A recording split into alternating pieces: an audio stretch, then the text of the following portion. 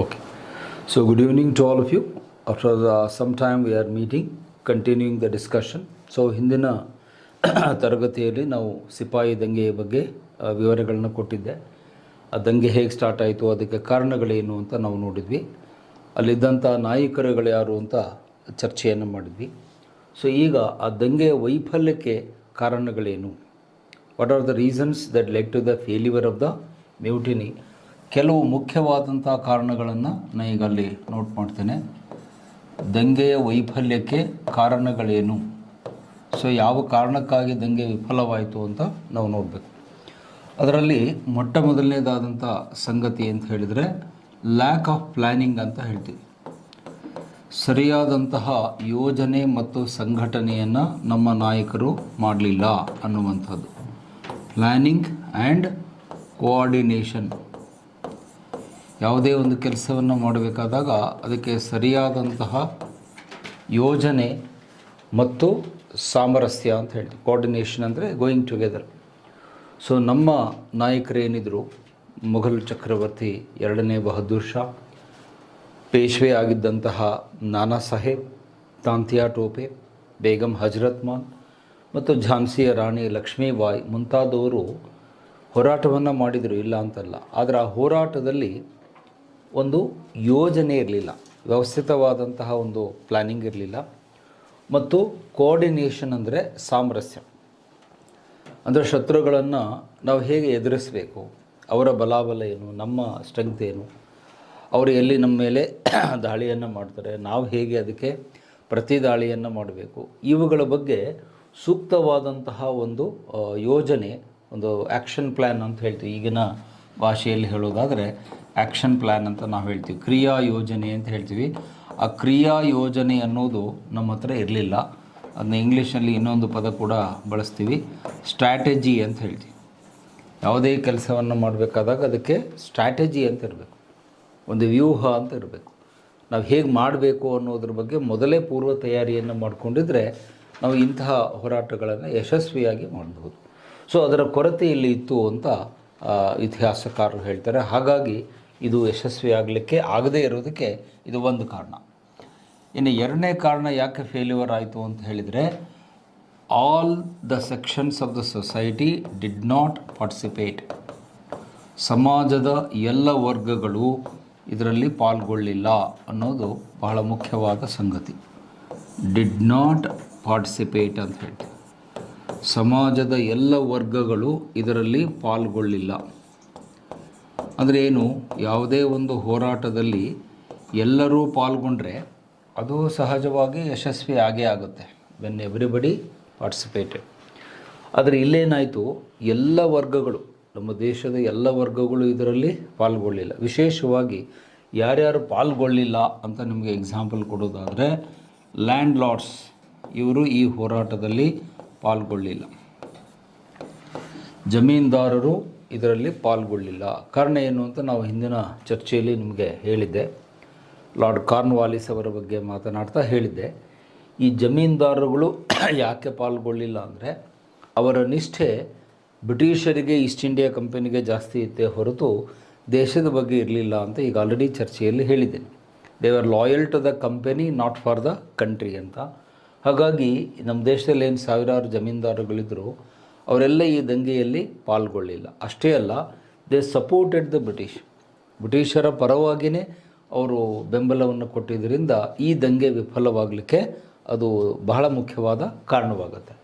ಹಾಗೆಯೇ ಮತ್ತಾರು ಇದರಲ್ಲಿ ಪಾಲ್ಗೊಳ್ಳಿಲ್ಲ ಅಂದರೆ, ಈಸ್ಟ್ ಇಂಡಿಯಾ ಕಂಪನಿ ಎಂಪ್ಲಾಯೀಸ್, ಅಲ್ಲಿ ಯಾರು ಕೆಲಸಕ್ಕೆ ಸೇರಿದ್ರು, ಈಸ್ಟ್ ಇಂಡಿಯಾ ಕಂಪನಿಯ ನೌಕರರು ಅಂತ ಹೇಳ್ತೀವಿ, ಅವರು ಇದರಲ್ಲಿ ಭಾಗವಹಿಸಲಿಲ್ಲ.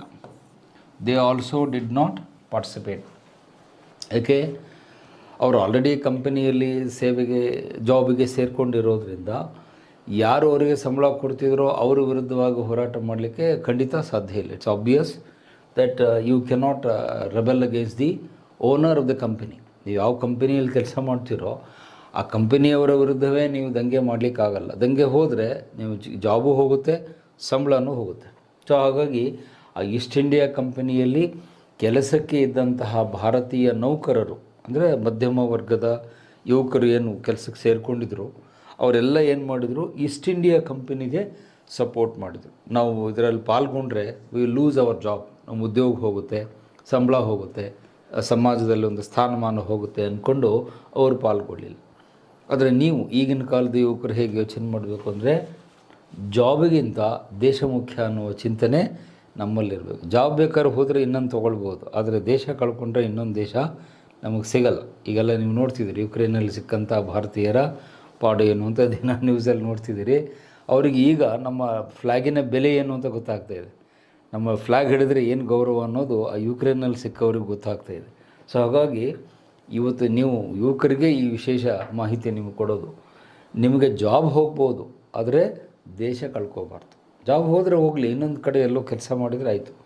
ಆದರೆ ಅನ್ಫಾರ್ಚುನೇಟ್ಲಿ ನಮ್ಮ ಅಂದಿನ ಕಾಲದ ಯುವಕರು ಹಾಗೆ ಯೋಚನೆ ಮಾಡಲಿಲ್ಲ. ಅವ್ರಿಗೆ ಈಸ್ಟ್ ಇಂಡಿಯಾ ಕಂಪನಿ ನೌಕರಿನೇ ಒಂದು ದೊಡ್ಡ ಏನು ಇಂದ್ರ ಪದವಿ ಅಂತ ಹೇಳ್ತೀವಿ ನಾವು. ಭಾಳ ಖುಷಿ ಆಗಿಬಿಟ್ಟಿದ್ರು, ಅಯ್ಯೋ ದೊಡ್ಡ ಕಂಪನಿಯಲ್ಲಿದ್ದೇವೆ, ಜಾಬ್ ಯಾಕೆ ಕಳ್ಕೊಳ್ಳೋದು ಅಂತ. ಸೊ ಹಾಗಾಗಿ ಈ ಮಧ್ಯಮ ವರ್ಗದ ಯುವಕರು ಅದರಲ್ಲಿ ಪಾಲ್ಗೊಂಡಿದ್ದರೆ ಬಹುಶಃ ಈ ದಂಗೆ ಸಕ್ಸಸ್ಫುಲ್ ಆಗ್ತಿತ್ತು. ಆದರೆ ಅವರು ಕೂಡ ಇದರಲ್ಲಿ ಪಾಲ್ಗೊಳ್ಳಿಲ್ಲ ಅನ್ನೋದು ಬಹಳ ವಿಷಾದಕರ, ರಿಗ್ರೆಟ್ಫುಲ್ ಅಂತ ಹೇಳ್ತೀನಿ. ಇನ್ನು ಮತ್ಯಾರು ಇದರಲ್ಲಿ ಪಾಲ್ಗೊಳ್ಳಿಲ್ಲ ಅಥವಾ ಅದಕ್ಕೆ ಸಹಕರಿಸಲಿಲ್ಲ ಅಂತ ಹೇಳಿದರೆ, ಕೆಲವೊಂದು, ಎಲ್ಲರೂ ಅಂತ ನಾನು ಹೇಳಲ್ಲ, ಪ್ರಿನ್ಸ್ಲಿ ಸ್ಟೇಟ್ಸ್, ಪ್ರಬಲವಾಗಿದ್ದಂತಹ ಕೆಲವು ಅರಸ ಮನೆತನಗಳೇನಿವೆ ಅವರು ಇದರಲ್ಲಿ ಪಾಲ್ಗೊಳ್ಳಿಲ್ಲ. ಪ್ರಿನ್ಸ್ಲಿ ಸ್ಟೇಟ್ಸ್ ಅಂತ ಹೇಳಿದರೆ ಸಂಸ್ಥಾನಿಕ ಪ್ರಾಂತ್ಯಗಳು ಅಂತ ಹೇಳ್ತೀವಿ. ಅದಕ್ಕೆ ಬೆಸ್ಟ್ ಎಕ್ಸಾಂಪಲ್ ಅಂದರೆ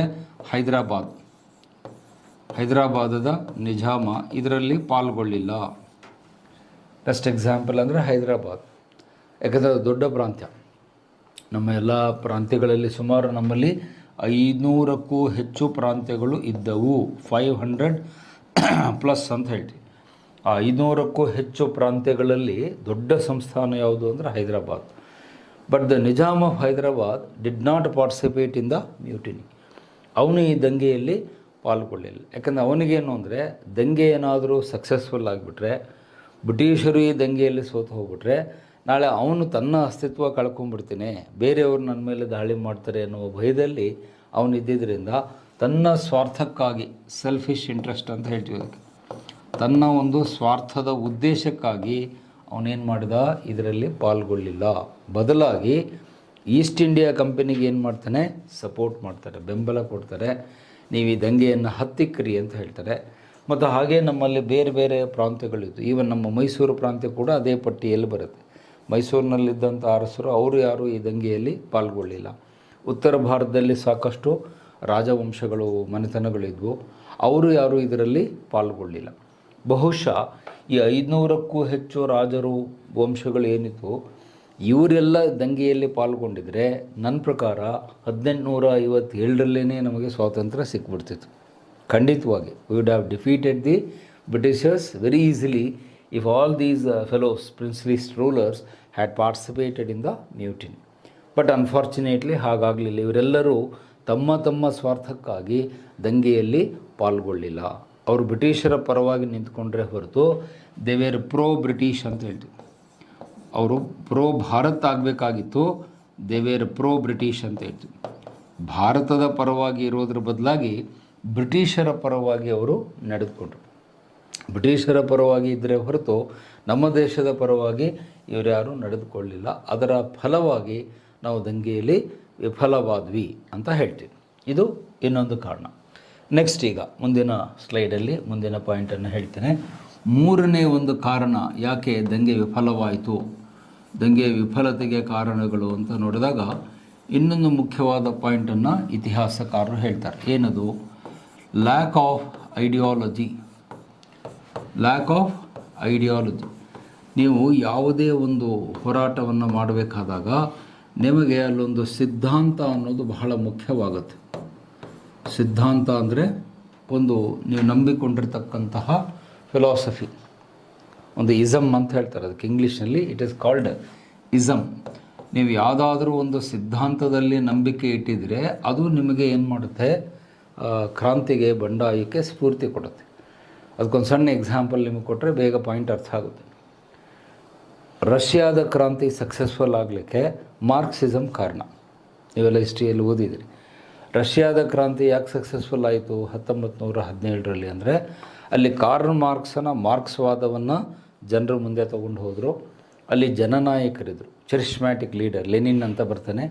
ಆ ಲೆನಿನ್ ಮಾರ್ಕ್ಸ್ವಾದವನ್ನು ಮುಂದಿಟ್ಟುಕೊಂಡು ರಷ್ಯಾದ ಕ್ರಾಂತಿಯನ್ನು 1917ರಲ್ಲಿ ಸಕ್ಸಸ್ಫುಲ್ ಮಾಡ್ತಾನೆ. ಹಾಗಾಗಿ ಆ ಕ್ರಾಂತಿ ಯಶಸ್ವಿಯಾಗುತ್ತೆ. ಒಂದು ಉದಾಹರಣೆ. ಸ್ವಲ್ಪ ಇನ್ನೂ ಹಿಂದೆ ಬಂದರೆ you take the example of ಅಮೇರಿಕಾದ ಎಕ್ಸಾಂಪಲ್ ತಗೊಳ್ಳಿ. ಅಮೇರಿಕಾದ ಕ್ರಾಂತಿ ಸಕ್ಸಸ್ಫುಲ್ ಆಗಲಿಕ್ಕೆ ಕಾರಣ ದ ಐಡಿಯಾಲಜಿ ಆಫ್ ಡೆಮೋಕ್ರಸಿ. ಅಲ್ಲಿ ಡೆಮೋಕ್ರಸಿಗಾಗಿ ಹೋರಾಟ ನಡೆದಿತ್ತು. 13 ವಸಾಹತುಗಳು ಜಾರ್ಜ್ ವಾಷಿಂಗ್ಟನ್ ಅವರ ನೇತೃತ್ವದಲ್ಲಿ ನಮಗೆ ಸ್ವಾತಂತ್ರ್ಯ ಬೇಕು ಅಂತ ಹೇಳಿ ಅವರು ಹೋರಾಟವನ್ನು ಮಾಡ್ತಾರೆ.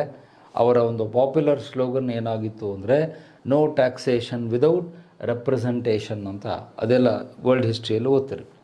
ನೋ ಟ್ಯಾಕ್ಸೇಷನ್ ವಿದೌಟ್ ರೆಪ್ರೆಸೆಂಟೇಷನ್ ಅಂದರೆ ಪ್ರಾತಿನಿಧ್ಯವಿಲ್ಲದೆ ತೆರಿಗೆ ಇಲ್ಲ ಅನ್ನುವ ಘೋಷಣೆ ಇಟ್ಕೊಂಡು ಜಾರ್ಜ್ ವಾಷಿಂಗ್ಟನ್ ಅವರ ನೇತೃತ್ವದಲ್ಲಿ 13 ಅಮೇರಿಕಾದ ಕಾಲೋನಿಗಳು ಸಕ್ಸಸ್ಫುಲ್ಲಾಗಿ ಹೋರಾಟ ಮಾಡ್ತವೆ 1776. ಅದರಲ್ಲೇ ಅವರು ಯಶಸ್ವಿ ಆಗ್ತಾರೆ. ಅದು ಅಮೇರಿಕಾದ ಕ್ರಾಂತಿ ಅಂತ ನೀವು ಹಿಸ್ಟ್ರಿಯಲ್ಲಿ ಓದ್ತೀರಿ. ಇನ್ನೂ ಒಂದು ಎಕ್ಸಾಂಪಲ್ ಕೊಡ್ತೀನಿ. ಫ್ರಾನ್ಸಿನ ಮಹಾಕ್ರಾಂತಿ 1789. 1789ರ ಫ್ರೆಂಚ್ ಕ್ರಾಂತಿ ಸಕ್ಸಸ್ಫುಲ್ ಆಗಲಿಕ್ಕೆ ಕಾರಣ ಇಬ್ಬರು ಬರಹಗಾರರು, ಸಾಹಿತಿಗಳು, ಚಿಂತಕರು, ವಾಲ್ಟೇರ್ ಮತ್ತು ರೂಸೋ ಅಂತ. ಅವೆಲ್ಲ ನೀವು ಹಿಸ್ಟ್ರಿಯಲ್ಲಿ ಓದಿರ್ತೀರಿ, ಜಸ್ಟ್ ನೆನಪಿಸ್ತಾ ಇದ್ದೀನಿ. ವಾಲ್ಟೇರ್ ಮತ್ತು ರೂಸೋ ಎನ್ನುವಂಥ ಇಬ್ಬರು ಕ್ರಾಂತಿಕಾರಿ ಚಿಂತಕರು ಒಂದು ಪವರ್ಫುಲ್ ಆದಂಥ ಸ್ಲೋಗನನ್ನು ಕೊಡ್ತಾರೆ. ಫ್ರಾನ್ಸ್ ಕ್ರಾಂತಿ ಅಂದ್ಕೊಳ್ಳಿ ನಿಮಗೆ ಎಲ್ರಿಗೂ ನೆನಪಿಗೆ ಬರುವಂಥ ಶಬ್ದ ಲಿಬರ್ಟಿ, ಇಕ್ವಾಲಿಟಿ, ಫ್ರೆಟರ್ನಿಟಿ ಅಂತ. ಈ 3 ವಾಚ್ ವರ್ಡ್ಸನ್ನು ನೀವು ನೆನಪಿಟ್ಕೋಬೇಕು. ಫ್ರೆಂಚ್ ಕ್ರಾಂತಿಯ ಒಂದು ಘೋಷಣೆಗಳು ಅಂತ ಹೇಳ್ತೀವಿ. ಫ್ರೆಂಚ್ ಮಹಾಕ್ರಾಂತಿ ಅಂದ್ಗಳೇ ನಿಮಗೆ ಇದು ನೆನಪಿಗೆ ಬರಬೇಕು. ಲಿಬರ್ಟಿ, ಇಕ್ವಾಲಿಟಿ, ಫ್ರೆಟರ್ನಿಟಿ ಫ್ರಾನ್ಸ್ ಕ್ರಾಂತಿಯ ಘೋಷವಾಕ್ಯಗಳು ಅಂತ ಹೇಳ್ತೀವಿ. ಆ ಕ್ರಾಂತಿ ನಡೆದಿದ್ದೇ ಈ ಒಂದು ಸ್ಲೋಗನ್ ಮೇಲೆ. ಪ್ರತಿಯೊಬ್ಬರ ಬಾಯಲ್ಲಿ ಏನು ಸ್ಲೋಗನ್ ಇತ್ತು ಅಂದರೆ ಸ್ವಾತಂತ್ರ್ಯ, ಸಮಾನತೆ, ಸಹೋದರತ್ವ. ದೆನ್ ಇಂಗ್ಲೀಷ್ನಲ್ಲಿ ಲಿಬರ್ಟಿ, ಇಕ್ವಾಲಿಟಿ, ಫ್ರೆಟರ್ನಿಟಿ ಅಂತ ಹೇಳ್ತೀವಿ. ಕನ್ನಡದಲ್ಲಿ ಸ್ವಾತಂತ್ರ್ಯ, ಸಮಾನತೆ, ಸಹೋದರತ್ವ ಅಂತ ಹೇಳ್ತೀವಿ. ಇದನ್ನು ಕೊಟ್ಟವರು ಯಾರು ಅಂದರೆ ರೂಸೋ ಅನ್ನುವಂತಹ ಕ್ರಾಂತಿಕಾರಿ ವಿಚಾರಿ ಚಿಂತಕ ಇದನ್ನು ಕೊಡ್ತಾನೆ. ಅವನನ್ನು ಫ್ರಾನ್ಸ್ ಕ್ರಾಂತಿಯ ಹರಿಕಾರ ಅಂತ ಹೇಳ್ತೀವಿ. ಫಾದರ್ ಆಫ್ ಫ್ರೆಂಚ್ ರೆವಲ್ಯೂಷನ್ ಅಂತ ರೂಸೋನ ಕರಿತೀವಿ. ಸೊ ಈ ಎಕ್ಸಾಂಪಲ್ ಯಾಕೆ ನಿಮಗೆ ಕೊಟ್ಟೆ ಅಂದರೆ ಇದು ಅರ್ಥ ಆಗಲಿ ಅಂತ. ನಮ್ಮ ದಂಗೆ ಯಾಕೆ ಫೇಲ್ ಆಯಿತು ಅಂದರೆ ನಮಗೆ ಈ ಥರದ ಯಾವುದೇ ಸಿದ್ಧಾಂತ, ಐಡಿಯಾಲಜಿ ಇರಲಿಲ್ಲ. ಸೊ ಕ್ರಾಂತಿಗೆ ಜನ ಬರಬೇಕು ಅಂದರೆ ನಿಮ್ಮನ್ನು ಕೇಳ್ತಾರೆ, ಯಾಕೆ ಸರ್ ನಾವು ಕ್ರಾಂತಿಗೆ ಬರಬೇಕು? ನೀವು ಸುಮ್ಮನೆ ಹಾಗೆ ಬರ್ರಿ ನಾಳೆ ಅಂದರೆ ಯಾರೂ ಬರಲ್ಲ.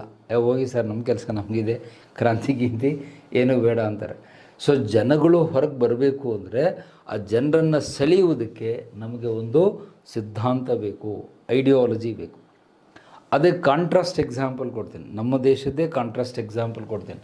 ನಮ್ಮ ಫ್ರೀಡಮ್ ಮೂಮೆಂಟ್ ಯಾಕೆ ಸಕ್ಸಸ್ಫುಲ್ ಆಯಿತು ಅದು ಮುಂದೆ ಬರುತ್ತೆ, ನೆಕ್ಸ್ಟ್ ಚಾಪ್ಟರ್ಗಳಲ್ಲಿ ಅದರ ವಿವರಣೆ ಬಂದಾಗ ಹೇಳ್ತೀನಿ. ಫ್ರೀಡಮ್ ಸ್ಟ್ರಗಲ್ ಯಾಕೆ ಸಕ್ಸಸ್ಫುಲ್ ಆಯಿತು, ಯಾಕೆ ಅದು ಯಶಸ್ಸಾಯಿತು ಅಂದರೆ ಅಲ್ಲಿ ನಮಗೊಂದು ಸಿದ್ಧಾಂತ ಇತ್ತು.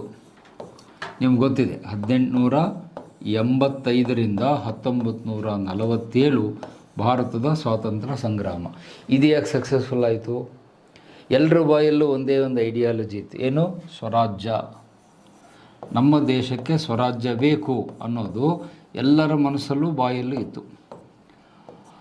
ಆ ಸ್ಲೋಗನನ್ನು ನಮಗೆ ಕೊಟ್ಟಿದ್ದು ಯಾರು? ಬಾಲಗಂಗಾಧರ್ ತಿಲಕರು ಹೇಳ್ತಾರೆ, ಸ್ವರಾಜ್ಯವೇ ನನ್ನ ಜನ್ಮಸಿದ್ಧ ಹಕ್ಕು, ನಾನು ಅದನ್ನು ಪಡೆದಿಯೇ ತೀರುತ್ತೇನೆ ಅಂತ.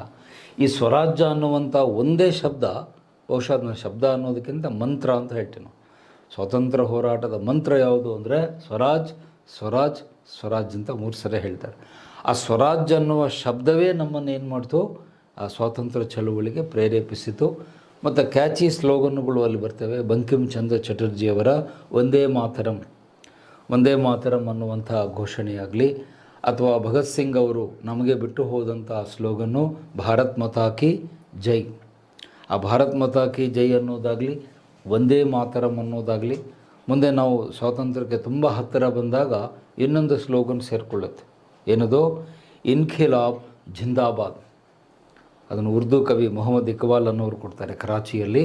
ಇನ್ಖಿಲಾಬ್ ಜಿಂದಾಬಾದ್ ಅನ್ನುವ ಘೋಷಣೆ ಇಡೀ ದೇಶದ ಗಲ್ಲಿ ಗಲ್ಲಿಗಳಲ್ಲಿ ಪ್ರತಿಯೊಬ್ಬರ ಭಾರತೀಯನ ಬಾಯಲ್ಲಿ ಬರುತ್ತೆ.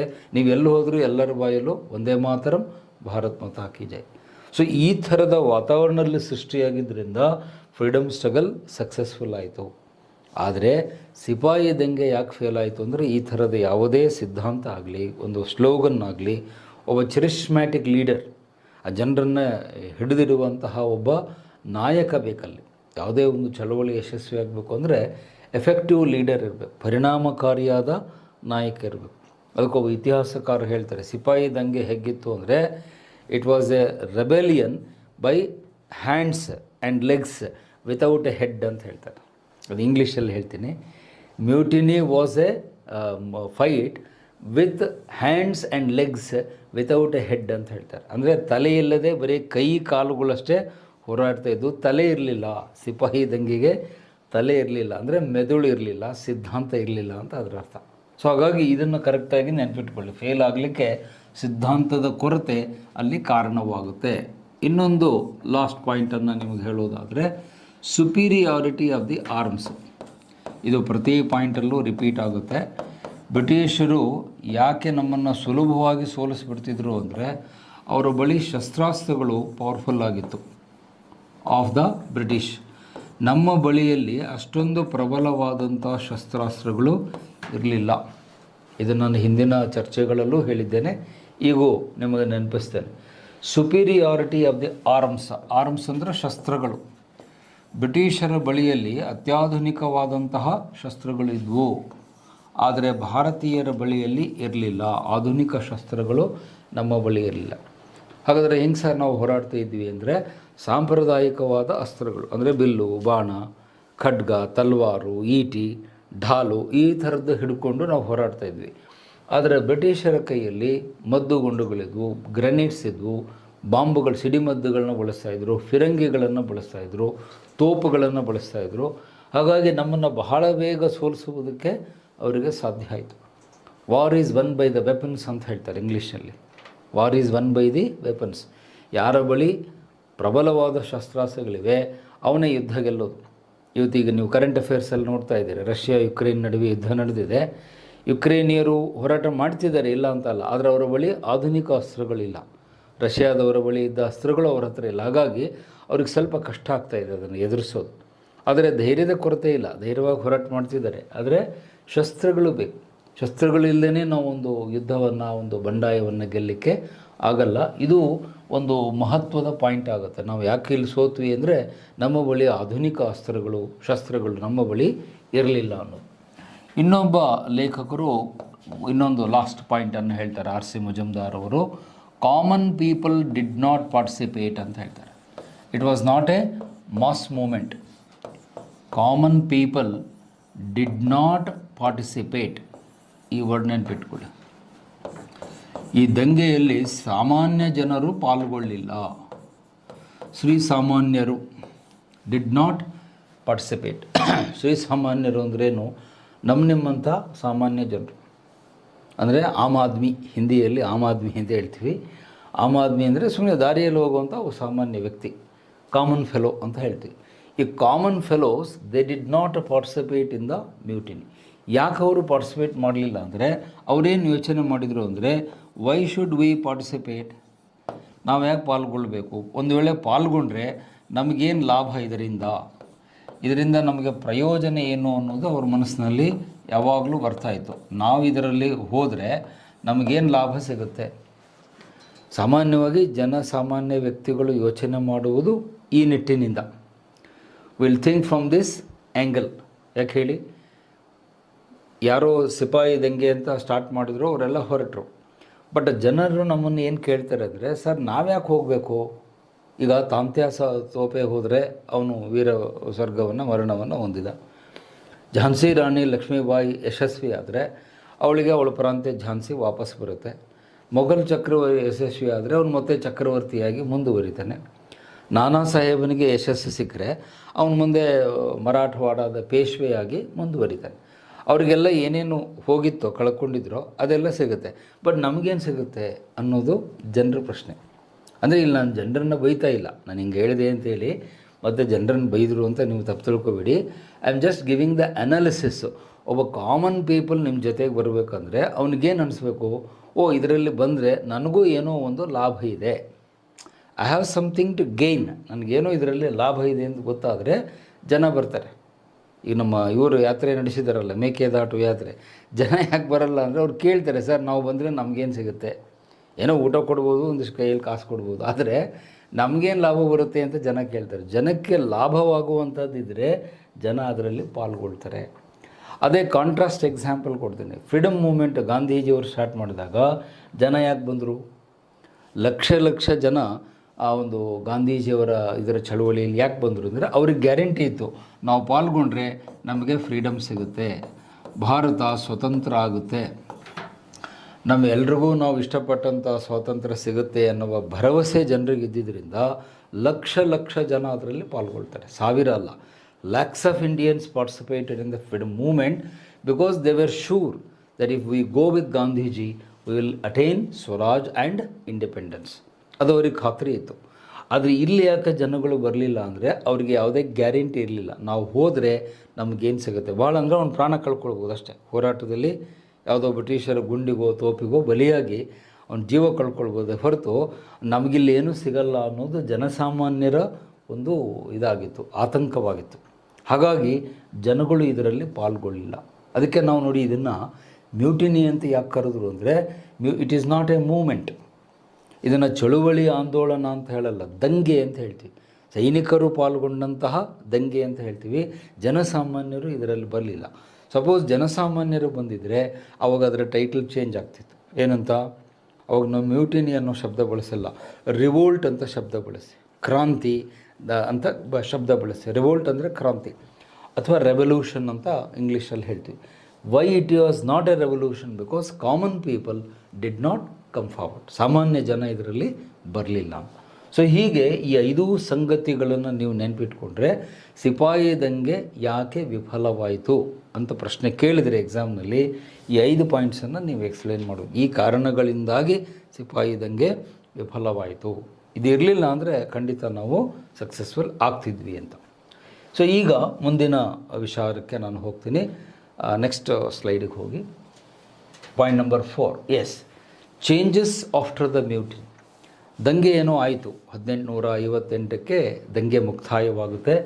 1858 the revolt was ended. Revolt was ended ಅಂತ ಹೇಳ್ತೀವಿ. 1858ಕ್ಕೆ ಸಿಪಾಯಿ ದಂಗೆ ಮುಕ್ತಾಯವಾಯಿತು. ಅಂದರೆ ಅದನ್ನು ಹತ್ತಿಕ್ಕರು. ಮುಕ್ತಾಯವಾಯಿತು ಅನ್ನೋದಕ್ಕಿಂತ it was suppressed by the Britishers. ಬ್ರಿಟಿಷರು ಅದನ್ನು ಹತ್ತಿಕ್ಕರಿದರು ಅಂತ ಹೇಳೋದೇ ಸೂಕ್ತ ಶಬ್ದ. ತಮ್ಮ ಸೈನಿಕ ಶಕ್ತಿಯನ್ನು ಬಳಸಿ ಆ ದಂಗೆಯನ್ನು ಹತ್ತಿಕ್ಕರು, ಅದೇನು ನಿಜ. ಆದರೆ ಈಗ ಮುಂದೆ ಆಡಳಿತದಲ್ಲಿ ಕೆಲವು ಬದಲಾವಣೆಗಳನ್ನು ನಾವು ಮಾಡಬೇಕಾಗುತ್ತೆ. ಯಾಕೆ? ಅವರಿಗೂ ಗೊತ್ತಾಯಿತು ಭಾರತೀಯರನ್ನು ಇನ್ಮೇಲೆ ಸುಲಭವಾಗಿ ನಾವು ಆಳಲಿಕ್ಕೆ ಆಗಲ್ಲ. ಇಲ್ಲಿವರೆಗೆ ಹೆಂಗೋ ಆಳ್ಕೊಂಡು ಬಂದ್ವಿ 100 ಇಯರ್ಸು. ಇನ್ನು ಮುಂದೆ ಭಾರತೀಯರನ್ನು ಮೊದಲಿನಂತೆ ಆಳ್ವಿಕೆ ಮಾಡಲಿಕ್ಕಾಗಲ್ಲ. ಒಂದಷ್ಟು ಕನ್ಸೆಷನ್ಗಳನ್ನು ನಾವು ಭಾರತೀಯರಿಗೆ ಕೊಡಬೇಕು, ಅವರನ್ನು ಸಮಾಧಾನಪಡಿಸಬೇಕು. ಅದಕ್ಕೆ ನಮ್ಮ ಮೇಷ್ಟ್ರು ಏನು ಎಕ್ಸಾಂಪಲ್ ಕೊಡ್ತಿದ್ರು ಅಂದರೆ, ಈ ಮನೆಯಲ್ಲಿ ಮಕ್ಕಳು ತುಂಬ ಗಲಾಟೆ ಮಾಡಿ ಚೀರೋದು ಕೂಗೋದು ಮಾಡಿದರೆ ಏನು ಮಾಡ್ತಾರೆ ತಾಯಿ, ಆ ಮಕ್ಕಳಿಗೆ ಏನೋ ತಿನ್ಲಿಕ್ಕೆ ಒಂದಿಷ್ಟು ರವೆ ಉಂಡಿನೋ ಕ್ಯಾಡ್ಬರಿ ಚಾಕ್ಲೇಟು ಏನೋ ಒಂದಿಷ್ಟು ಲಾಲಿಪಾಪು ಕೊಟ್ಟು ಅಳ್ದಂಗೆ ಸುಮ್ಮನೆ ಕೂಡಿಸ್ತಾರಲ್ಲ, ಆ ಪ್ರಯತ್ನ ಇದು. ಅಂದರೆ ಜನ ದಂಗೆ ಇದ್ದಾಗ ಅವ್ರನ್ನ ಸ್ವಲ್ಪ ಕೂಲ್ ಡೌನ್ ಮಾಡಲಿಕ್ಕೆ, ಶಾಂತಗೊಳಿಸೋದಕ್ಕೆ ನೀವು ಏನಾದರೂ ಒಂದು ಅವ್ರಿಗೆ ಕ್ರಮ ಕೈಗೊಳ್ಳಬೇಕಾಗುತ್ತೆ. ಇಲ್ಲಾಂದರೆ ಮತ್ತೆ ಅದು ಏನಾಗುತ್ತೆ, ರಿಪೀಟ್ ಆಗುತ್ತೆ, ಮರುಕಳಿಸುತ್ತೆ. ಆ ಹಿನ್ನೆಲೆಯಲ್ಲಿ ಕೆಲವು ಬದಲಾವಣೆಗಳು ನಮ್ಮ ದೇಶದ ಆಡಳಿತದಲ್ಲಿ ಆಯಿತು ದಂಗೆ ಆದ ನಂತರ. ಅವೇನು ಬದಲಾವಣೆಗಳು ಅಂತ ಈಗ ನಾನು ಒಂದೊಂದೇ ಪಾಯಿಂಟ್ಸ್ ಹೇಳ್ತೀನಿ, ನೋಟ್ ಮಾಡ್ತಾ ಬನ್ನಿ. The changes after the mutiny, ಏನು ಬದಲಾವಣೆಗಳು ಆಯಿತು ಅಂತ ಹೇಳಿದರೆ ಮೊದಲನೇ ಪಾಯಿಂಟನ್ನು ನೋಟ್ ಮಾಡಿ. ಮೊಟ್ಟ ಮೊದಲ ಬದಲಾವಣೆ ಏನು ಅಂತ ಹೇಳಿದರೆ ಕಂಪನಿ ರೂಲ್ ಎಂಡೆಡ್. ನೋಟ್ ಮಾಡಿ, ಕಂಪನಿಯ ಆಳ್ವಿಕೆ ಮುಕ್ತಾಯವಾಯಿತು. Company rule ended in India. So company ಅಂದ್ರೇನು? ಇಲ್ಲಿ ಯಾವುದೋ ಕಂಪನಿ ಅಲ್ಲ, ಈಸ್ಟ್ ಇಂಡಿಯಾ ಕಂಪನಿ. ನಾವು ಕ್ಲಾಸಲ್ಲಿ ಯಾವಾಗಲೇ ಕಂಪನಿ ಅನ್ನೋ ಶಬ್ದ ಬಳಸಿದರೆ ನೀವು ಅದನ್ನು ಬ್ರಿಟಿಷ್ ಈಸ್ಟ್ ಇಂಡಿಯಾ ಕಂಪನಿ ಅಂತಲೇ ಅರ್ಥ ಮಾಡ್ಕೋಬೇಕು. ಮತ್ತು ಯಾವುದೋ ಬೇರೆ ನಿಮ್ಮ ಕಂಪನಿ ಅಂತ ತಿಳ್ಕೊಬೇಡಿ. ಓಕೆ. ಸೊ ಈಸ್ಟ್ ಇಂಡಿಯಾ ಕಂಪನಿಯ ಆಳ್ವಿಕೆ ಮುಕ್ತಾಯವಾಯಿತು. ಯಾಕಂದರೆ ಇಲ್ಲಿವರೆಗೆ 100 ವರ್ಷ ಕಂಪನಿಯವರು ಆಳಿದ್ರು.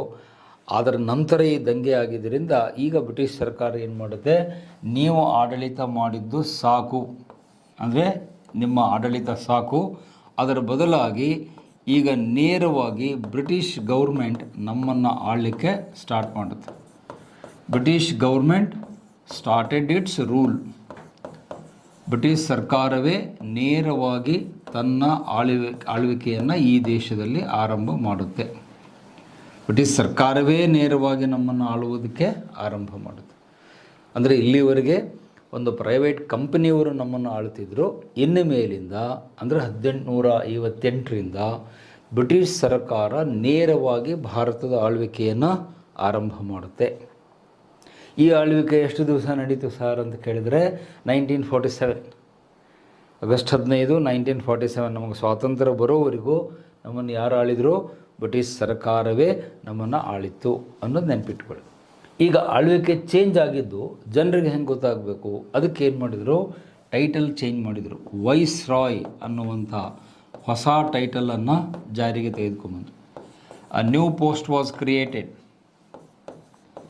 ಮುಂಚೆ ಈ ಪೋಸ್ಟ್ ಇರಲಿಲ್ಲ, ಮುಂಚೆ ಈ ಒಂದು ಹುದ್ದೆ ಇರಲಿಲ್ಲ. ಒಂದು ಹೊಸ ಪೋಸ್ಟನ್ನು ಕ್ರಿಯೇಟ್ ಮಾಡಿದರು. ಏನಂತ? ವೈಸ್ ರಾಯ್.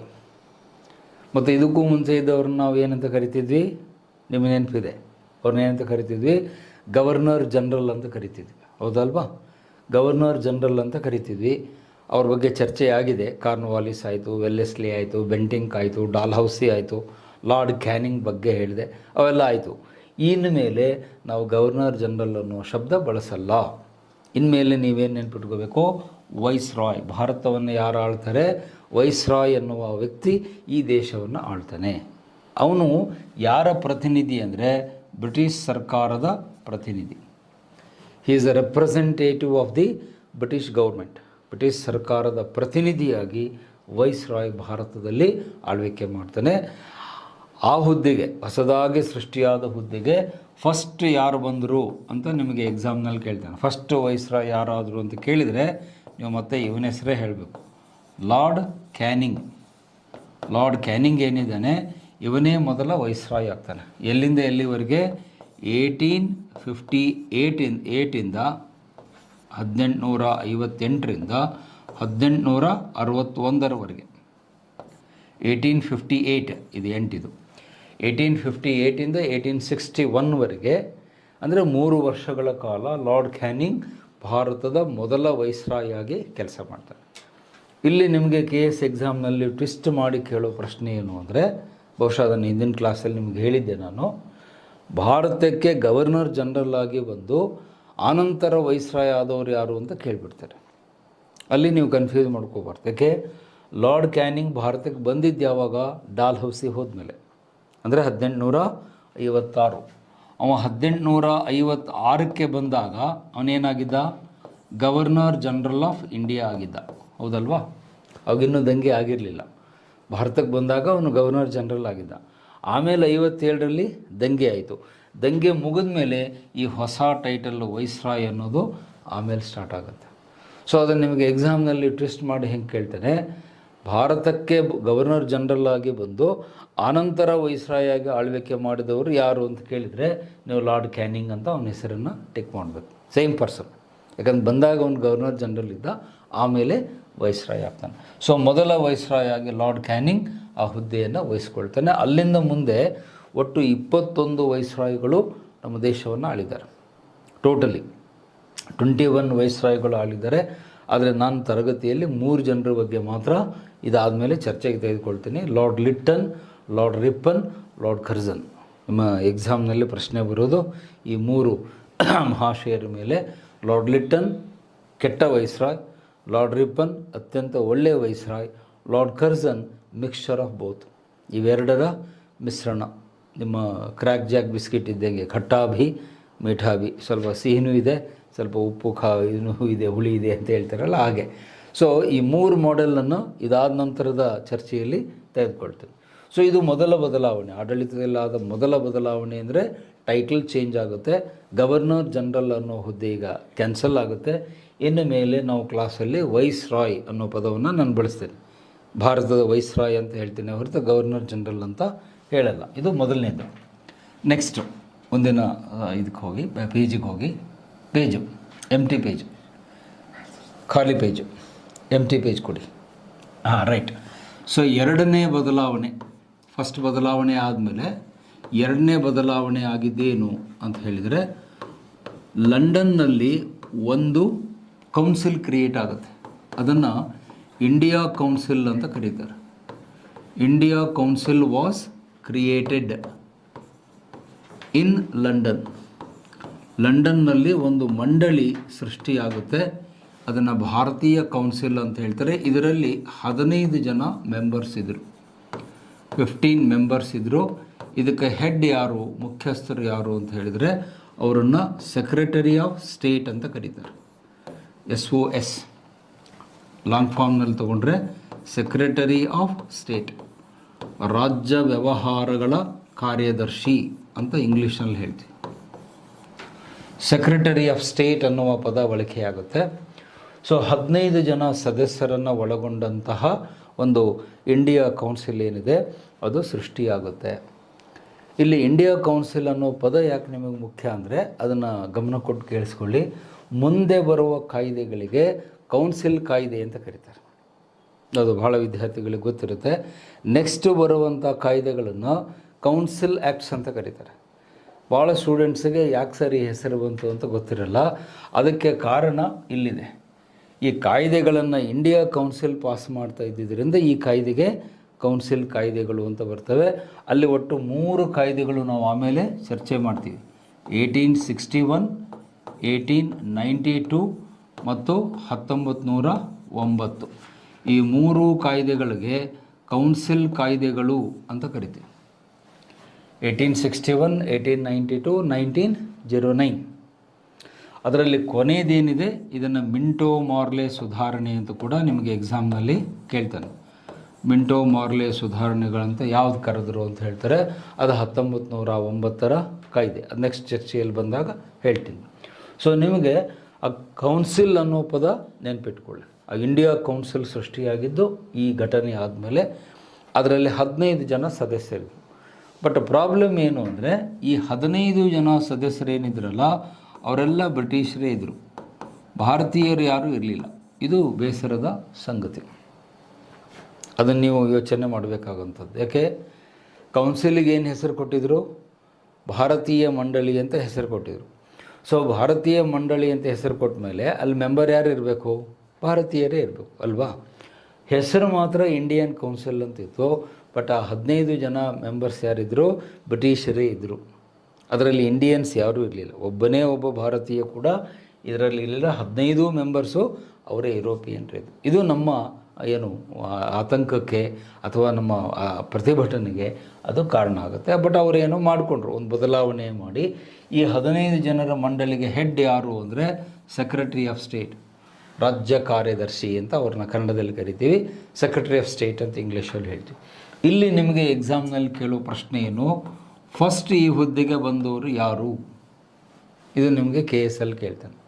ಭಾರತದ ರಾಜ್ಯ ಕಾರ್ಯದರ್ಶಿಯಾಗಿ ಮೊದಲು ಅಧಿಕಾರ ವಹಿಸಿಕೊಂಡವನು ಯಾರು ಅಂತ ಕೇಳಿದರೆ ನೀವು ಯಾವ ಹೆಸರು ನೆನಪು ಮಾಡ್ಕೋಬೇಕು ಅಂದರೆ, ಹಿಂದಿನ ಚರ್ಚೆಯಲ್ಲಿ ಅವ್ರ ಬಗ್ಗೆ ಹೇಳಿದ್ದೆ, ಸರ್ ಚಾರ್ಲ್ಸ್ ವುಡ್ ಅಂತ. ಬಹುಶಃ ನೀವು ಕರೆಕ್ಟಾಗಿ ನೆನಪಿಟ್ಕೊಂಡಿದ್ರೆ ಇವನ ಹೆಸರು ಎಲ್ಲಿ ಬಂತು ಅಂತ ನಿಮಗೆ ನೆನಪಿಗೆ ಬರುತ್ತೆ. ಚಾರ್ಲ್ಸ್ ವುಡ್ ಅನ್ನೋರು ಮೊದಲ ಸೆಕ್ರೆಟರಿ ಆಫ್ ಸ್ಟೇಟ್ ಆಗ್ತಾರೆ. ಸೊ ಇವ್ರ ಹೆಸರನ್ನು ನಿಮ್ಗೆ ಎಲ್ಲಿ ಹೇಳಿದ್ದೆ, ಜ್ಞಾಪಕ ಮಾಡ್ಕೊಳ್ಳಿ. ಯಾರ ಚರ್ಚೆ ಬಂದಾಗ ನಾನು ಹೇಳಿದ್ದೆ ಅಂತಂದರೆ ಡಾಲ್ಹೌಸಿಯ ಕಾಲದಲ್ಲಿ ಹೇಳಿದ್ದೆ. ವುಡ್ಡನ ವರದಿ ಅಂತ ಹೇಳಿದ್ದೆ. I hope you remember it. ಆ ವುಡ್ಡನ ವರದಿ 1854ರಲ್ಲಿ ಜಾರಿಗೆ ಬಂದಿತ್ತು. ವುಡ್ ಅನ್ನೋರು ಈ ವರದಿ ಕಳಿಸಿದರು. ಅದರ ಪ್ರಕಾರ ಪ್ರೈಮರಿ ಸ್ಕೂಲುಗಳೆಲ್ಲ ಸ್ಟಾರ್ಟ್ ಆಯಿತು ಅಂತ ಹೇಳಿದೆ. ಸೇಮ್ ಫೆಲೋ ಅದೇ ವ್ಯಕ್ತಿ ಈಗೇನಾಗ್ತಾನೆ, ಭಾರತಕ್ಕೆ ಮೊದಲ ರಾಜ್ಯ ಕಾರ್ಯದರ್ಶಿಯಾಗಿ ಸೆಕ್ರೆಟರಿ ಆಫ್ ಸ್ಟೇಟ್ ಆಗಿ ನೇಮಕಗೊಳ್ತಾನೆ. ಸೊ ಈ 2 ಹೆಸರನ್ನು ನೀವು ಎಕ್ಸಾಮ್ ದೃಷ್ಟಿಯಿಂದ ನೆನ್ಪಿಟ್ಕೋಬೇಕು. ಫಸ್ಟ್ ವೈಸ್ರಾಯ್ ಯಾರು ಅಂದರೆ ಲಾರ್ಡ್ ಕ್ಯಾನಿಂಗ್ ಅಂತ ನೆನ್ಪಿಟ್ಕೊಳ್ಳಿ. ಫಸ್ಟ್ ರಾಜ್ಯ ಕಾರ್ಯದರ್ಶಿ ಯಾರು ಅಂದರೆ ಸರ್ ಚಾರ್ಲ್ಸ್ ವುಡ್ ಅನ್ನುವರು ಆ ಹುದ್ದೆಗೆ ಬಂದರು. ಇದು ಮೊದಲನೇ 2ನೆಯ ಬೆಳವಣಿಗೆ. ಇನ್ನು ಮೂರನೇ ಮುಖ್ಯವಾದ ಬೆಳವಣಿಗೆ ಏನು ಅಂದರೆ ಕ್ವೀನ್ಸ್ ಡಿಕ್ಲರೇಷನ್ ಅಂತ ಹೇಳ್ತಾರೆ. ಇನ್ನೊಂದು ಬಹಳ ಮುಖ್ಯವಾದ ಬೆಳವಣಿಗೆ ಕ್ವೀನ್ಸ್ ಡಿಕ್ಲರೇಷನ್ ಆಫ್ 1858. ವಿಕ್ಟೋರಿಯಾ ಮಹಾರಾಣಿ ಈ ಘೋಷಣೆಯನ್ನು ಮಾಡ್ತಾಳೆ. ಡೇಟ್ ನೆನ್ಪಿಟ್ಕೋಬೇಕು, ನವೆಂಬರ್ 1, ನವಂಬರ್ 1, 1858. ವಿಕ್ಟೋರಿಯಾ ಆವಾಗಿದ್ದಂಥ ರಾಣಿ ಯಾರು ಅಂದರೆ ವಿಕ್ಟೋರಿಯಾ ಅನ್ನೋರು ಇಂಗ್ಲೆಂಡನ್ನು ಆಳ್ತಾ ಇರ್ತಾರೆ. ವಿಕ್ಟೋರಿಯಾ ರಾಣಿಯ ಘೋಷಣೆ. She was the queen of England. ಆ ಸಮಯದಲ್ಲಿ ಇಂಗ್ಲೆಂಡಿನ ಮಹಾರಾಣಿ ಆಗಿದ್ಲು. ಆ ಮಹಾರಾಣಿ ಏನು ಮಾಡ್ತಾಳೆ, ನವೆಂಬರ್ 1, 1858ಕ್ಕೆ ಒಂದು ಘೋಷಣೆ ಮಾಡ್ತಾಳೆ. ಇದನ್ನು ಕೂಡ ನಿಮಗೆ ಎಕ್ಸಾಮ್ನಲ್ಲಿ ಯಾವ ಥರ ಕನ್ಫ್ಯೂಸ್ ಮಾಡ್ತಾರೆ ಅಂದರೆ, ನವೆಂಬರ್ ಘೋಷಣೆ ಅಂದರೆ ಏನು ಅಂತ ಕೇಳಿಬಿಡ್ತಾರೆ. ಅದಕ್ಕೆ ನಮ್ಮ ಹುಡುಗರು ಕನ್ನಡ ರಾಜ್ಯೋತ್ಸವ ಸಿರಿಗನ್ನಡಂ ಗೆಲ್ಗೆ ಕನ್ನಡವೇ ಸತ್ಯ ನಿತ್ಯ ಅಂತ ಬರೆದು ಅದು ಆನ್ಸರೇ ಪೂರ್ತಿ ಆದಿ ತಪ್ಪಿಸ್ಬಿಡ್ತೀವಿ. ಸೊ ನಮ್ಮ ನವಂಬರ್ ಬೇರೆ, ನಾವು ರಾಜ್ಯೋತ್ಸವ ಮಾಡೋದು ನವಂಬರ್ 1 ಅದು ಬೇರೆ. ಅದು ಆಮೇಲೆ ಅದು ಯಾವಾಗ ಬರುತ್ತೆ, 1956. 1956 ಮೈಸೂರು ರಾಜ್ಯ ಸ್ಥಾಪನೆ ಆಗುತ್ತೆ. ಅದೆಲ್ಲ ಆಮೇಲೆ ಬರೋ ಬೆಳವಣಿಗೆ. ಈಗ ನವೆಂಬರ್ 1 ಅಂದರೆ ನೀವೇನು ನೆನ್ಪಿಟ್ಕೋಬೇಕು, ಇಂಗ್ಲೆಂಡಿನ ರಾಣಿ ವಿಕ್ಟೋರಿಯಾ ಮಾಡಿದ ಘೋಷಣೆ. ಈ ಘೋಷಣೆಯನ್ನು ನಮ್ಮ ಭಾರತೀಯರ ಪಾಲಿಗೆ ಏನಂತ ಕರೀತಾರೆ, ಮ್ಯಾಗ್ನಾ ಕಾರ್ಟಾ ಅಂತ ಕರೀತಾರೆ.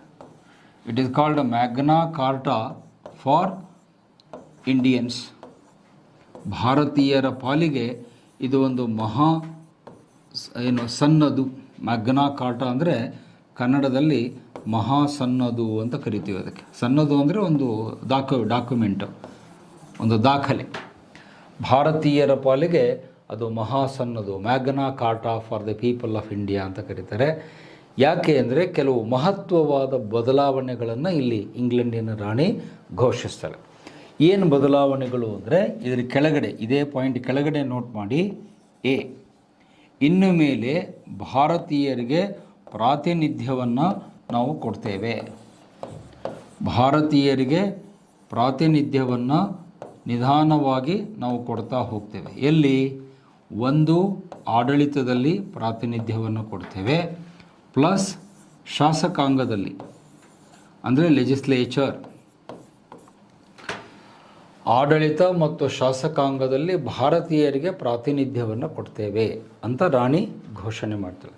ಪ್ರಾತಿನಿಧ್ಯ ಕೊಡೋದು ಅಂದರೆ ಏನು, ಟೇಕಿಂಗ್ ಇಂಡಿಯನ್ ಮೆಂಬರ್ಸ್, ಭಾರತೀಯ ಸದಸ್ಯರನ್ನು ತೆಗೆದುಕೊಳ್ಳುವಂಥದ್ದು. ನಿಮ್ಮನ್ನು ಆಡಳಿತದಲ್ಲೂ ತಗೊಳ್ತೇವೆ, ಶಾಸಕಾಂಗದಲ್ಲೂ ತೆಗೆದುಕೊಳ್ತೇವೆ.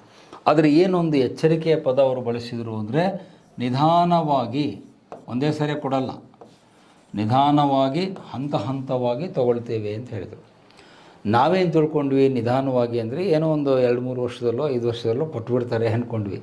ಆದರೆ ಅವರು ನಿಧಾನವಾಗಿ ಅನ್ನೋ ಶಬ್ದ ಎಲ್ಲಿವರೆಗೂ ತೊಗೊಂಡು ಬಂದರು ಅಂದರೆ 1947ವರೆಗೂ ಅದನ್ನು ಹೇಳ್ಕೊಂಡು ಬಂದರು. ಅಂದರೆ ಅಷ್ಟು ನಿಧಾನ ಆಯ್ತು. ಅದು ನಾವು ಅಂದ್ಕೊಂಡಿದ್ದಕ್ಕಿಂತ ತುಂಬ ಲೇಟ್ ಆಯಿತು. ಭಾಳ ಸ್ಲೋ ಆಗಿ ನಮಗೆ ಭಾರತೀಯರಿಗೆ ಆಡಳಿತದಲ್ಲಿ ರೆಪ್ರೆಸೆಂಟೇಷನನ್ನು, ಶಾಸಕಾಂಗಗಳಲ್ಲಿ ಪ್ರಾತಿನಿಧ್ಯವನ್ನು ಭಾರತೀಯರಿಗೆ ಕೊಡ್ತೇವೆ ಅಂತ ಒಂದು ಭರವಸೆ. So it is A assurance. ನಿಮಗೆ ನಾವು ಭರವಸೆಯನ್ನು ಕೊಡ್ತೇವೆ, ಇನ್ಮೇಲೆ ನಿಮ್ಮನ್ನು ಆಡಳಿತದಲ್ಲಿ ತೆಗೆದುಕೊಳ್ತೀವಿ. ನಮ್ಮ ಹಳ್ಳಿ ಭಾಷೆಯಲ್ಲಿ ಹೇಳೋದಾದರೆ ನಿಮ್ಮನ್ನು ಕೇಳಿ ಆಡಳಿತ ಮಾಡ್ತೀವಿ ಅಂತ ಹೇಳ್ದಂಗೆ. ಇಲ್ಲಿ ತನಕ ನಿಮ್ಮನ್ನು ಕೇಳದೇ ಮಾಡೀವಿ, ಇನ್ಮೇಲೆ ನಿಮ್ಮನ್ನು ಕೇಳಿ. ಈ ಹಳ್ಳಿ ಮಂದಿ ಹೇಳ್ತಾರೆ ನೋಡ್ರಿ, ಕಿವಿ ಮೇಲೆ ಹಾಕ್ರಿ ಅಂತಾರೆ. ಏನಾರು ಮನೆಗಿರಿ ಮಾರಾಟ ಮಾಡೋ ಮುಂದೆ ಸರ್ ಸ್ವಲ್ಪ ನಮ್ಮ ಕಿವಿ ಮೇಲೆ ಹಾಕ್ರಿ ಅಂತ, ಅಂದರೆ ನಮ್ಗೆ ಹೇಳಿ ಮಾಡಿರಿ ಅಂತ. ಆ ಥರ ಒಂದು ಭರವಸೆಯನ್ನು ಇಂಗ್ಲೆಂಡಿನ ರಾಣಿ ಕೊಡ್ತಾಳೆ. ನಾವು ಇನ್ಮೇಲೆ ಆಡಳಿತ ಮಾಡಬೇಕಾದಾಗ ನಿಮಗೆ ತಿಳಿಸ್ತೇವೆ, ನಿಮ್ಮ ಪ್ರಾತಿನಿಧ್ಯ ತಗೊಂಡು ಆಡಳಿತ ಮಾಡ್ತೇವೆ ಅನ್ನುವ ಮೊದಲನೇ ಭರವಸೆಯನ್ನು ಈ ಒಂದು ಘೋಷಣೆಯಲ್ಲಿ ಕೊಡ್ತಾರೆ. ಎರಡನೇದು ಈ ಒಂದು ಘೋಷಣೆ ಅಡಿಯಲ್ಲಿ ಬರ್ತಕ್ಕಂಥದ್ದು ಅಂದರೆ, ಅತ್ಯಂತ ವಿವಾದಕ್ಕೆ ಒಳಗಾದಂಥ 2 ನಿರ್ಧಾರಗಳನ್ನು ರದ್ದುಪಡಿಸ್ತಾರೆ. ಏನದು, ಡಾಕ್ಟ್ರಿನ್ ಆಫ್ ಲ್ಯಾಪ್ಸ್. ಅದಾಗಲೇ ಹಿಂದೆ ನಿಮಗೆ ವಿವರಿಸಿದ್ದೇನೆ. ಡಾಕ್ಟ್ರಿನ್ ಆಫ್ ಲ್ಯಾಪ್ಸ್, ದತ್ತು ಮಕ್ಕಳಿಗೆ ಹಕ್ಕಿಲ್ಲ ಅನ್ನೋದೇನಿದೆ, ಇದನ್ನು ರದ್ದುಪಡಿಸಲಾಯಿತು. ಇದನ್ನು ಕ್ಯಾನ್ಸಲ್ ಮಾಡಿದರು. ಅಂದರೆ ಇನ್ಮೇಲೆ ಭಾರತದಲ್ಲಿ ದತ್ತು ಮಕ್ಕಳಿಗೆ ಹಕ್ಕಿಲ್ಲ ಅನ್ನುವ ನೀತಿ ಇಲ್ಲ. ಮೀನ್ಸ್ ಇಂಡೈರೆಕ್ಟ್ಲಿ ಅದನ್ನು ಹೇಗೆ ತಿಳ್ಕೊಬೇಕು ನೀವು, ಯಾವುದೇ ಅರಸನಿಗೆ ಗಂಡು ಮಕ್ಕಳು ಇರಲಿಲ್ಲ ಅಂದರೆ ಇನ್ಮೇಲೆ ನೀವು ದತ್ತು ಮಾಡ್ಬೋದು, ದತ್ತು ಪುತ್ರರನ್ನು ತಗೊಂಡು ನೀವು ಆಡಳಿತ ಮಾಡಿಸ್ಬೋದು. ಇನ್ನು ಮೇಲೆ ಬ್ರಿಟಿಷ್ ಸರ್ಕಾರ ನಿಮ್ಮ ಪ್ರಾಂತ್ಯವನ್ನು ತಮ್ಮ ವಶಕ್ಕೆ ತಗೊಳ್ಳೋದಿಲ್ಲ. ಈ ಡಾಕ್ಟ್ರಿನ್ ಆಫ್ ಲ್ಯಾಪ್ಸನ್ನು ರದ್ದುಪಡಿಸಲಾಯಿತು. ಅಷ್ಟೇ ಅಲ್ಲ, ಇದರ ಅಡಿಯಲ್ಲಿ ಏನೇನು ಪ್ರಾಂತ್ಯಗಳನ್ನು ತಗೊಂಡಿದ್ರು, ಈಗ ಉದಾಹರಣೆಗೆ ಝಾನ್ಸಿ, ಸಂಭಾಲ್ಪುರ್, ಸತಾರ, ಅವೇನು ಲಾಸ್ಟ್ ಹೇಳಿದೆ, ಆ ಎಲ್ಲ ಪ್ರಾಂತ್ಯಗಳನ್ನು ಆಯಾ ಅರಸರಿಗೆ ವಾಪಸ್ ಕೊಟ್ಟರು.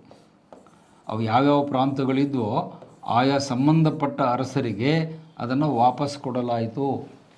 ಅವ್ರು ಯಾರ ಪ್ರತಿನಿಧಿಗಳಿದ್ದರೂ ಅವರಿಗೆ, ಉದಾಹರಣೆಗೆ ಝಾನ್ಸಿಯನ್ನು ಅವರ ಅರಸರಿಗೆ ಬಿಟ್ಕೊಟ್ರು, ಸತಾರ ಅವರ ಅರಸರಿಗೆ ಬಿಟ್ಕೊಟ್ರು, ಸಂಭಾಲ್ಪುರು, ಬಿಕಾನೇರು, ಜೈಪುರು, ಅನಂತರ ಮೀರತ್ತು, ಲಖನೌ, ಇನ್ನೂ ಅನೇಕ ಪ್ರಾಂತ್ಯಗಳು ಬರ್ತವೆ. ಆ ಎಲ್ಲ ಪ್ರಾಂತ್ಯಗಳು ಎಲ್ಲೆಲ್ಲಿಂದ ವಶಪಡಿಸ್ಕೊಂಡಿದ್ನೋ ಡಾಲ್ಹೌಸಿ, ಆ ಎಲ್ಲ ಪ್ರಾಂತ್ಯಗಳನ್ನು ಆಯಾ ಅರಸರಿಗೆ ಏನು ಮಾಡಿದರು, ವಾಪಸ್ ಕೊಟ್ಟರು, ರಿಟರ್ನ್ ಮಾಡಿದರು. ಇನ್ಮೇಲೆ ಡಾಕ್ಟ್ರಿನ್ ಆಫ್ ಲ್ಯಾಪ್ಸ್ ಇಲ್ಲ. ಬಹುಶಃ ನನ್ನ ಪ್ರಕಾರ ಇದು ನಮ್ಮ ಯಶಸ್ಸು. ದಂಗೆಯ ಯಶಸ್ಸೇನು ಅಂತ ಡೈರೆಕ್ಟಾಗಿ ಕೇಳಿದರೆ, ಒಂದೊಂದ್ಸರಿ ಇಂಟರ್ವ್ಯೂನಲ್ಲಿ ಕೇಳ್ತಾರೆ KS ದಂಗೆಯ ಯಶಸ್ಸೇನು ಅಂತ ಕೇಳಿದರೆ ಇದನ್ನು ನೀವು ನೇರವಾಗಿ ಹೇಳ್ಬೋದು. ದಂಗೆಯ ಪರಿಣಾಮವಾಗಿ ಆ ದತ್ತು ಮಕ್ಕಳಿಗೆ ಹಕ್ಕಿಲ್ಲ ಅನ್ನುವ ನೀತಿಯನ್ನು ಬ್ರಿಟಿಷರು ರದ್ದುಪಡಿಸಿದರು. ಇನ್ಮೇಲೆ ಭಾರತೀಯ ಅರಸರು ತಮಗೆ ಬೇಕಾದಾಗೆ ದತ್ತು ಮಕ್ಕಳನ್ನು ಸ್ವೀಕಾರ ಮಾಡಿ ಅಧಿಕಾರ ನಡೆಸುವುದಕ್ಕೆ ಅವಕಾಶವನ್ನು ಕೊಟ್ಟರು. ಇದು ಒಂದು ಮಹತ್ವದ ಬೆಳವಣಿಗೆ. ಎರಡನೇದೇನು ಅಂದರೆ ಪೆನ್ಷನ್ಸ್ ಆ್ಯಂಡ್ ಟೈಟಲ್ಸ್, ಅದನ್ನು ವಾಪಸ್ ಕೊಟ್ಟರು. ಅವೇನು ಪೆನ್ಷನ್ಸನ್ನು ಕಸ್ಕೊಂಡಿದ್ರು ಅದೆಲ್ಲ ಇನ್ಮೇಲೆ ನಿಮಗೆ ವಾಪಸ್ ಕೊಡ್ತೇವೆ ಅಂತ ಹೇಳಿದ್ರು. ನಿಮ್ಮ ಮೊದಲಿನ ಪರಿಸ್ಥಿತಿ ಏನಿತ್ತೋ ಅದನ್ನು ನೀವು ವಾಪಸ್ ತಗೊಳ್ರಿ. Return of pension and titles ಅಂತ ಹೇಳ್ತೀವಿ. ನಮ್ಮ ಅರಸರುಗಳಿಗೆ ಏನೇನು ಬಿರುದುಗಳಿದ್ವು, ಅವ್ರಿಗೇನು ವಾರ್ಷಿಕ ಪಿಂಚಣಿಯನ್ನು ಕೊಡ್ತಾರೆ ಅಂತ ನಾನು ಹೇಳಿದ್ದೆ. ಮೊಘಲ್ ಚಕ್ರವರ್ತಿಗೆ 26 ಲಕ್ಷ, ನಿಮ್ಮ ಪೇಶ್ವಾ ಮೊಘಲ್ ಮರಾಠ ಪೇಶ್ವಾಗೆ 19 ಲಕ್ಷ ರೂಪಾಯಿ ಅಂತ ಹೇಳಿದೆ. ಆ ಎಲ್ಲ ಪಿಂಚಣಿಯ ಮೊತ್ತವನ್ನು ಯಥಾವತ್ತಾಗಿ ಮೊದಲಿನಂತೆ ನಿಮಗೆ ವಾಪಸ್ ಕೊಡ್ತೇವೆ.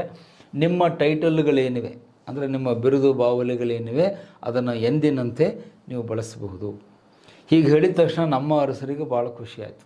ಯಾಕೆಂದರೆ ಹೋಗಿರೋ ದುಡ್ಡು ವಾಪಸ್ ಬಂತು, ದುಡ್ಡು ವಾಪಸ್ ಕೊಡ್ತೇವೆ ಅಂತ ಹೇಳಿದರು. ಪ್ಲಸ್ ಅವರ ಬಿರುದುಗಳನ್ನೇನು ಕಸ್ಕೊಂಡಿದ್ರು ಅವರಿಗೆಲ್ಲ ಇನ್ಸಲ್ಟ್ ಆಗಿತ್ತು. ಈ ನಾವು ಸಾಮಾನ್ಯ ವ್ಯಕ್ತಿಗಳೇ ನಮಗೆ ಯಾರಾದರೂ ಬಿರುದು ಕಸ್ಕೊಂಡ್ರೆ ನಮ್ಗೆ ಕೋಪ ಬರುತ್ತೆ. ಯಾರಾದರೂ ಡಾಕ್ಟ್ರೇಟ್ ಮಾಡಿದವ್ರಿಗೆ ನೀವು ಮಿಸ್ಟರ್ ಅಂದರೆ ಅವನಿಗೆ ಕೋಪ ಬರುತ್ತೆ. ಏನು ಸರ್ ನಾವು ಕಷ್ಟಪಟ್ಟು PhD ಮಾಡಿದ್ದೀವಿ, ಡಾಕ್ಟರ್ ಅಂತ ಹೇಳ್ರಿ ಅಂತ.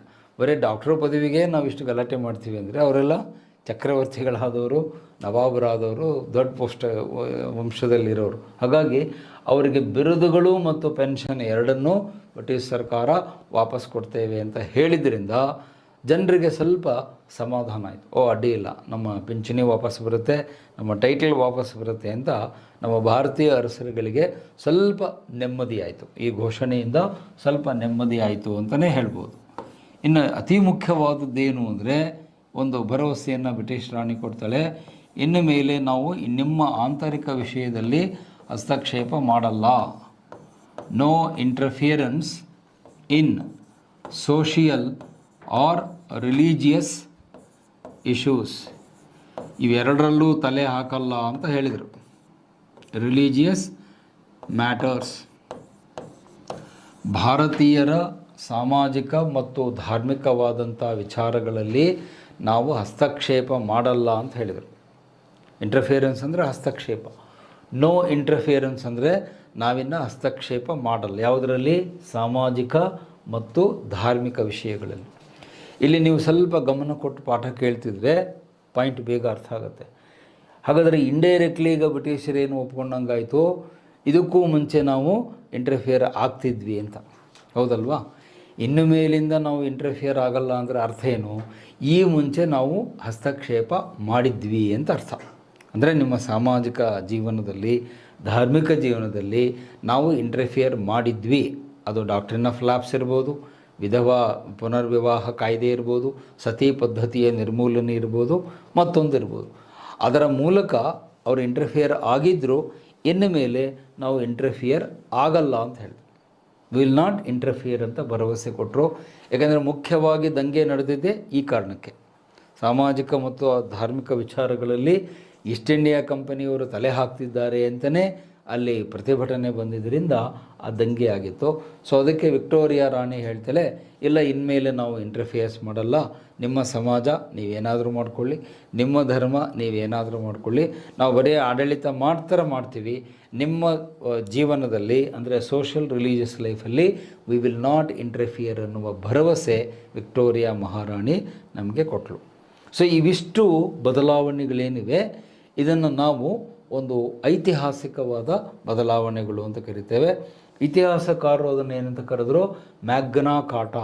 ಅದಾಗಲೇ ಬರೆದಿದ್ದೇನೆ, ಬೋರ್ಡ್ ಮೇಲಿದೆ, ಮ್ಯಾಗ್ನಾ ಕಾರ್ಟಾ ಫಾರ್ ಇಂಡಿಯನ್ಸ್. ಭಾರತೀಯರ ಪಾಲಿಗೆ ಇದೊಂದು ಮಹಾ ಸನ್ನದು, ಒಂದು ಮಹಾ ದಾಖಲೆ, ಒಂದು ಮಹಾ ಭರವಸೆ ಈ ಒಂದು ಘೋಷಣೆಯ ಮೂಲಕ ಆಯಿತು.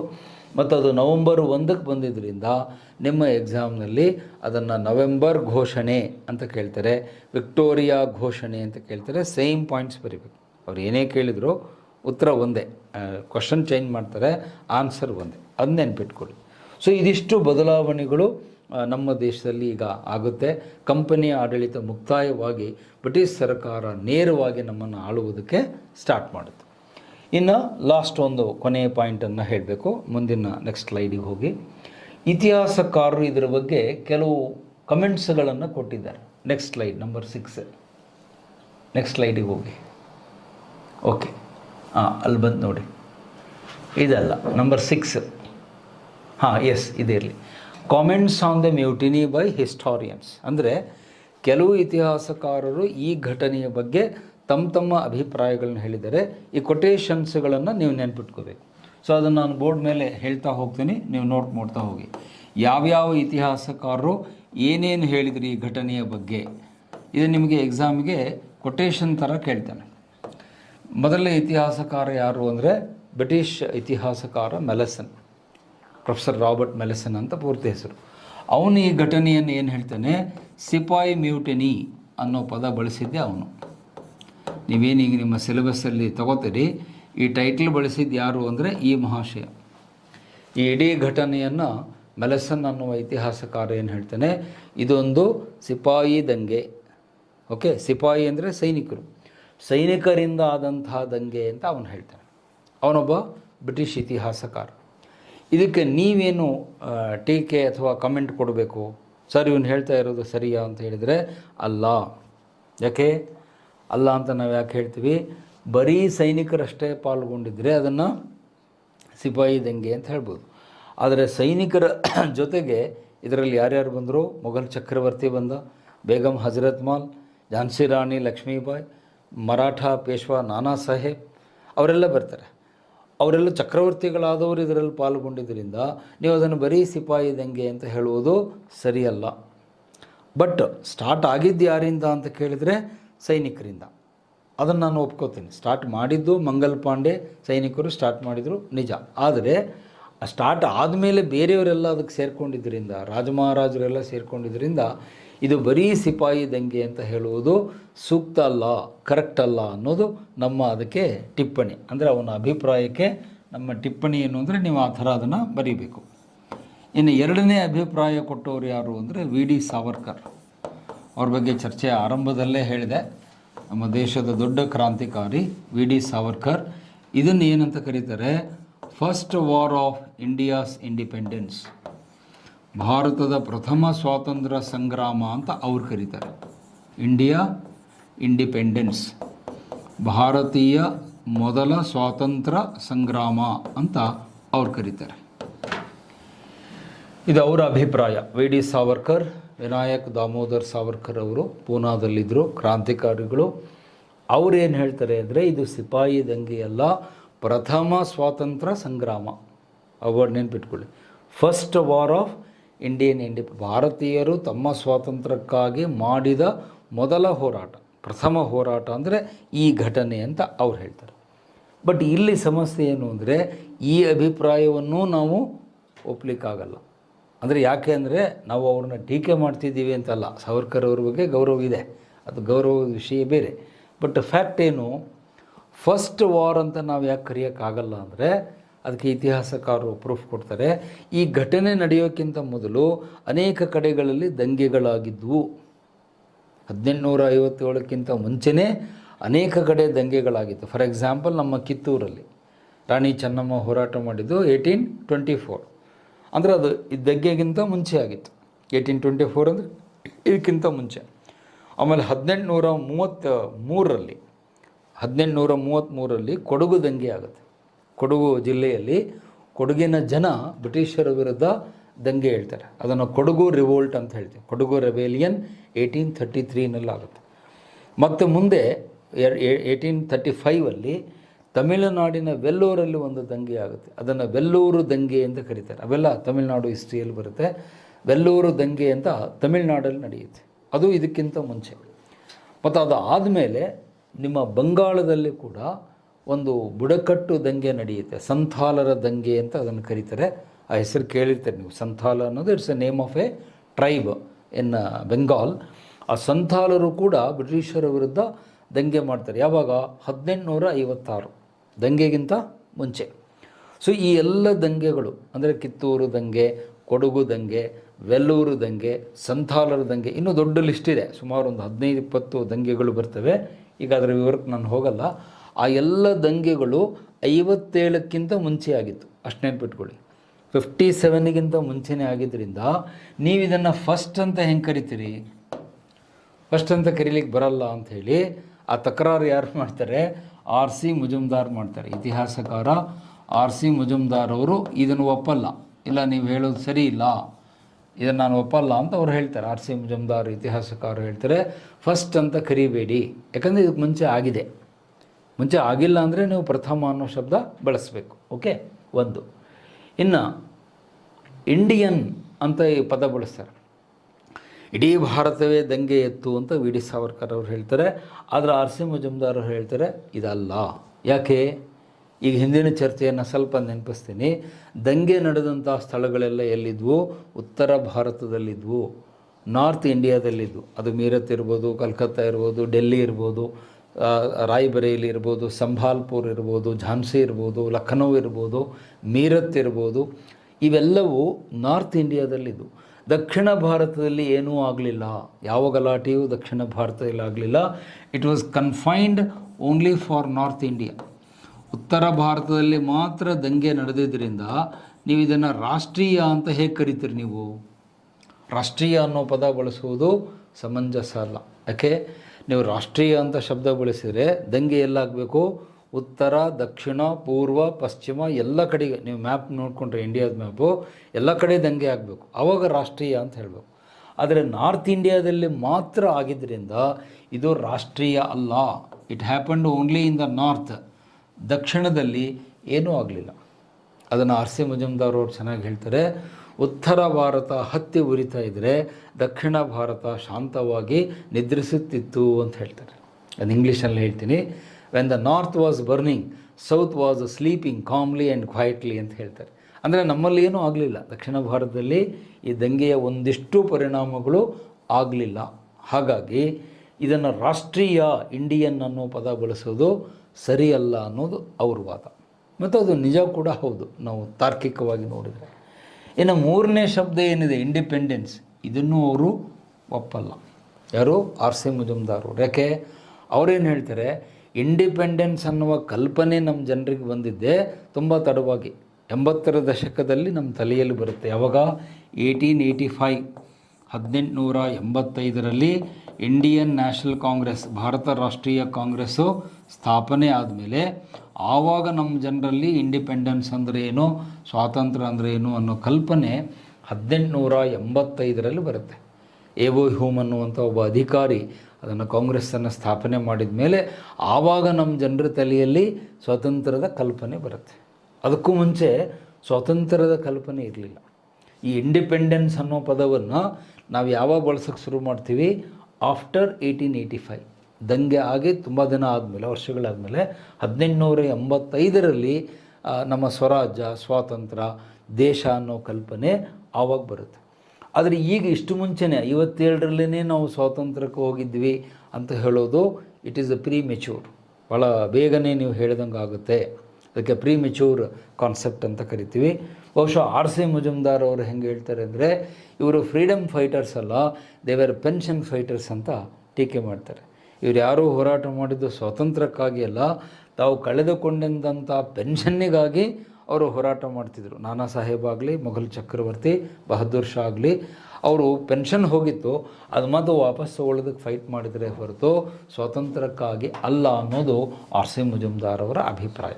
ಸೊ ಹಾಗಾಗಿ ಈ ಒಂದು ಫಸ್ಟ್ ವಾರ್ ಆಫ್ ಇಂಡಿಪೆಂಡೆನ್ಸ್ ಅಂತೇನು ಇವರು ವಿ ಡಿ ಸಾವರ್ಕರ್ ಅವರು ಹೇಳ್ತಾರೆ, ಈ ವಾದವನ್ನು, ಅವರ ಅಭಿಪ್ರಾಯವನ್ನು ಆರ್ ಸಿ ಮುಜುಮ್ದಾರ್ ಅವರು ಒಪ್ಪೋದಿಲ್ಲ, ಅದನ್ನು ಅವರು ರಿಜೆಕ್ಟ್ ಮಾಡ್ತಾರೆ.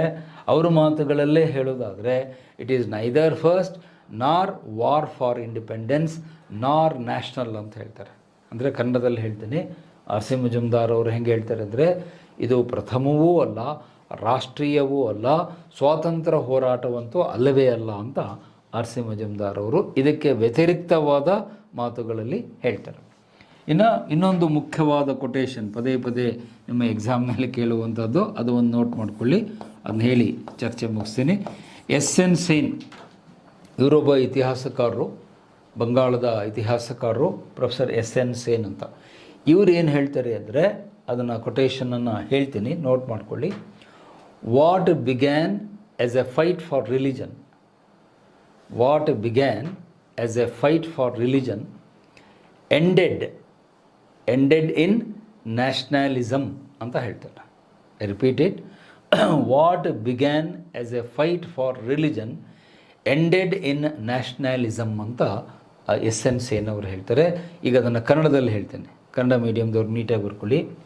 ಎಸ್ ಎನ್ ಸೇನ್ ಅವರ ಕೊಟೇಶನ್ ಏನು ಅಂದರೆ, ಯಾವ ಹೋರಾಟವು ಧರ್ಮಕ್ಕಾಗಿ ಆರಂಭವಾಯಿತೋ, ಯಾವ ಹೋರಾಟವು ಧರ್ಮಕ್ಕಾಗಿ ಪ್ರಾರಂಭವಾಯಿತೋ ಅದು ರಾಷ್ಟ್ರೀಯವಾದದಲ್ಲಿ ಕೊನೆಗೊಂಡಿತು ಅಂತ ಹೇಳ್ತಾರೆ.